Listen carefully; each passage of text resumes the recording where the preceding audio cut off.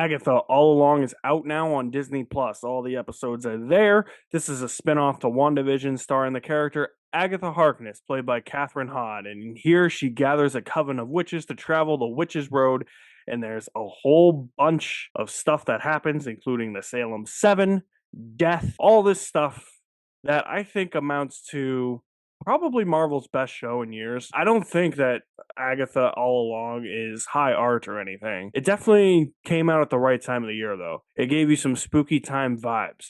And with that, I had a lot of fun with Agatha All Along. I think that this is a really fun, yet repetitive show. But despite Agatha All Along's repetitiveness, it did feel fresh from episode to episode because essentially what happens is that Agatha gathers this coven of witches to travel the Witches' Road, and they have to go through all these trials, and almost each episode is them going through the trials. But none of the trials ever feel the same. There's always some uniqueness to it. The creators of the show really did a great job writing these trials into the show and making them feel fresh and making them feel different. Despite the repetitive structure of the show, this easily could have gone south. There could have been so many things where you were like, oh, that's not as creative as it could have been. But each trial, despite the repetitive structure, feels like it's unique in its own way because there's so much creativity behind them. Like a disco trial or an 80s trial or one where teen and Agatha are dressed up as the Wicked Witch and Maleficent. One where they play housewives, and each trial has different things that they have to do. The costume designs were by far my favorite aspect of the show. It just got to bring out a lot in all these characters. Like, they got to play certain aspects of pop culture that you don't normally associate with a type of show like this. But it is a show about magic and witches, and they can do that type of thing. You could tell that all of these actors, particularly Catherine Hahn, were having a lot of fun playing what maybe feels like childhood dress up, or what feels like maybe you're going trick-or-treating in Halloween costumes for adults, but it works. Makes the visual design of the show a lot more appealing. And there's some really good characters here. Teen, or Weekon, is really good, and I'm gonna get into some spoilers here. Yeah, looking for his brother Billy. Yep. WandaVision. I like that connection to WandaVision that he was actually Tommy. And they brought Ralph Boner back. Evan Peters came back as Ralph Boner. I kind of expected that. I was like, all right, if there's some connection to WandaVision, there's got to be like a Ralph Boner type of thing or a Quicksilver type of thing, and he comes back. But once you learn what is actually happening, you actually grow to really sympathize for Tommy here. You're like, oh, okay.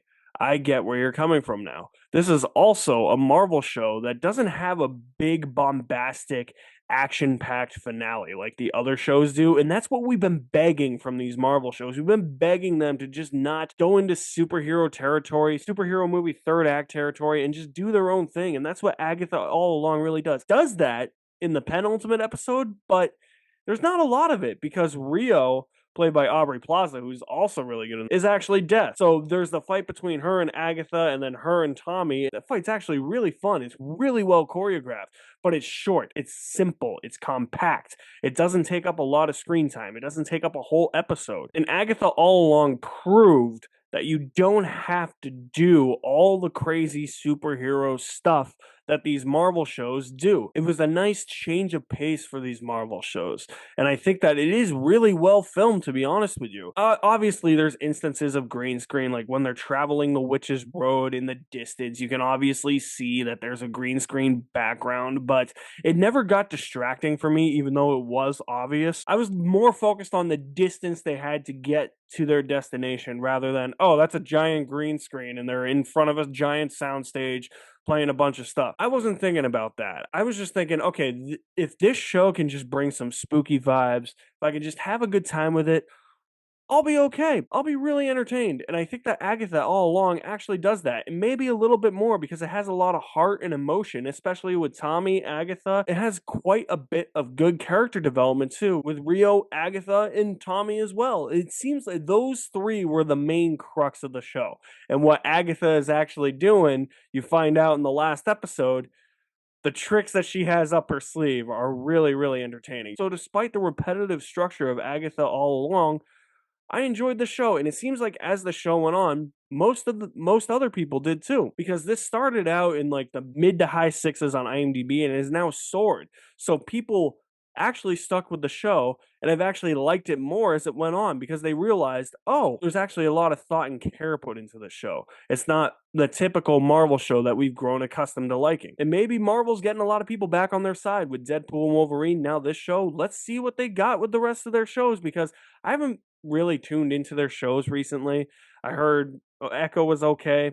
I heard Secret Invasion sucked. I don't know what came before that. I don't think I finished Moon Knight. I don't think I finished Miss Marvel, which I want to because I think that could be really good, but I just haven't been invested in the TV shows. But Agatha All Along, if you saw me, I was doing short reviews of each episode up until the end there because I fell behind, and then every time I was trying to watch the episodes, I kept falling asleep because I was so tired, not because I was so bored. I just want to make that clear. So I fell out of it, but I stayed up to date. It wasn't something that I just let slip through my mind. It was actually a show that was worth investing my time into. And that's a huge plus right now for Marvel, especially where people have been criticizing them. So, if you have seen Agatha All Along, let me know what you think of it in the comment section below. I'll leave my link to my website in the description below as well. You guys are the best. Thank you for watching. My name is Alex Madden, and I'll see you at the movies somewhere.